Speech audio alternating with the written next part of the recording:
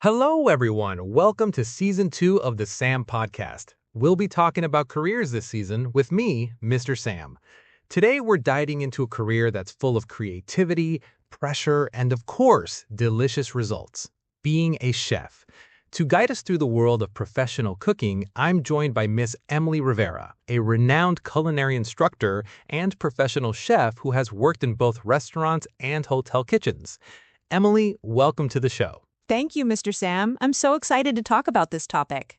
The life of a chef is often misunderstood, so I'm happy to share some insight. And just so our audience knows, we're both smiling right now because this conversation might get a little fiery. Not literally, hopefully.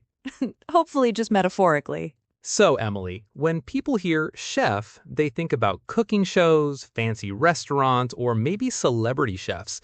But being a chef is much more than that, right? Absolutely. A chef is not just someone who cooks food, although that's obviously central. They manage the kitchen, design menus, oversee staff, control food costs, and ensure hygiene and safety standards are met. So it's part artist, part manager, and part scientist? Exactly, and part problem solver. Kitchens are fast-paced environments, and unexpected issues happen all the time. Like what?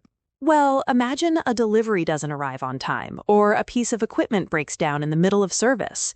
You have to adapt instantly. Yes, the drama behind the scenes that viewers never see on cooking shows. There are so many types of chefs, right? Yes, some common ones include A. Executive chef, or chef de cuisine, oversees the entire kitchen. B. Sous chef, second in command, often supervising line cooks. C. Pastry chef, specializes in desserts and baked goods. D. Line chef, or chef de pâtis, responsible for a specific station like sauces or grill. E. Commis chef, a junior chef or apprentice chef learning the ropes. So, even within a kitchen, there's a hierarchy and structure. Absolutely, and understanding that hierarchy is critical for smooth operation. Here's my argument. Being a chef seems glamorous because of TV shows, restaurants, and celebrity chefs, but in reality, it's a physically and mentally exhausting career. You're not wrong. The glamour is often exaggerated. Reality is long hours, hot kitchens, heavy lifting, and constant pressure to perform. So the average workday isn't about tasting wine in a beautiful kitchen. No, you're on your feet for 10 to 14 hours, often in a hot, cramped space, coordinating multiple dishes simultaneously. That sounds intense. It is, but it's also deeply rewarding when you see satisfied customers and perfectly executed dishes. What qualifications are required to become a chef? There are several paths. Some start with formal culinary school, which teaches techniques, kitchen management, and food science. Others start as apprentices or line cooks and learn on the job. So experience is just as important as formal education. Definitely. Some of the best chefs started washing dishes and gradually worked their way up. So humility and dedication are key traits. Exactly. Passion alone isn't enough. You need resilience and perseverance. Describe a typical day of a professional chef. Morning prep starts early, often before the restaurant opens. You check deliveries, prep ingredients, make sauces, and ensure everything is ready for service. Chopping knives, blender whirring. During service, it's nonstop: cooking, plating, coordinating staff, and handling orders. After service, you clean, plan for the next day, and sometimes create new dishes. So creativity and organization go hand in hand. Yes, creativity without organization leads to chaos. Here's my debate point. Many chefs work long hours for modest pay, at least early in their career. That's true. Entry-level chefs often earn low wages, especially in small restaurants.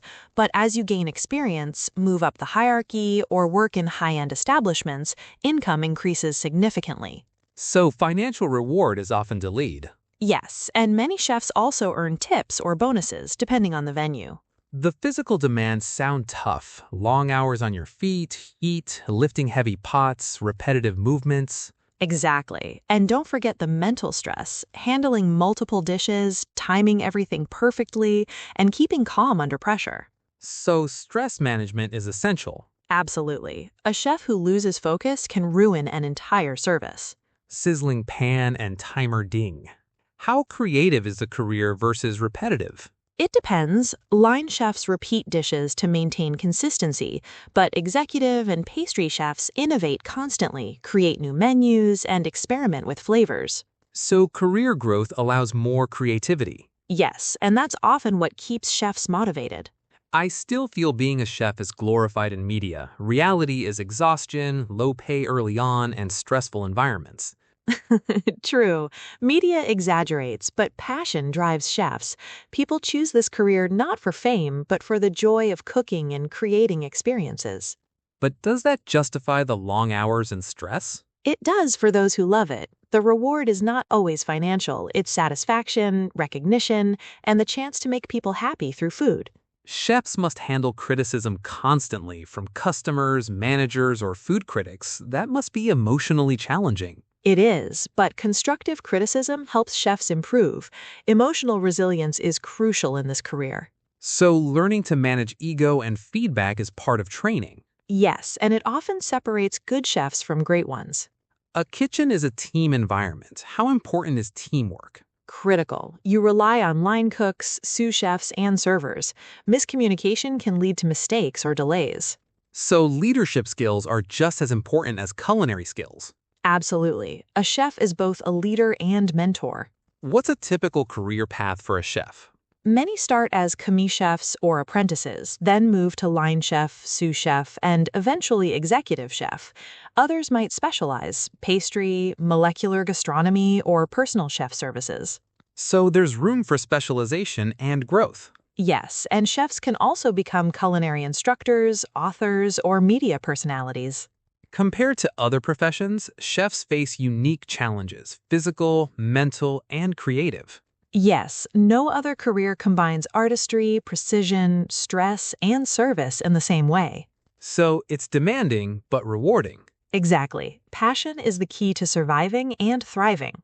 Let me summarize my concerns: long hours, high stress, physical demands, emotional challenges, and modest pay early on. And I'll summarize the positives: creativity, leadership, innovation, satisfaction from creating experiences, and opportunities for growth. I have new respect for chefs. It's much more complex than most people imagine. I'm glad to hear that. Emily, thank you for this insightful, honest, and sometimes fiery conversation about chefs. Thank you, Mr. Sam. I truly enjoyed this discussion. To our listeners, if you're considering becoming a chef, understand the demands, embrace the creativity, and be prepared for a physically and mentally challenging but incredibly rewarding career. Thank you for listening to the Sam Podcast. Join us next time as we explore more fascinating careers. Goodbye, everyone.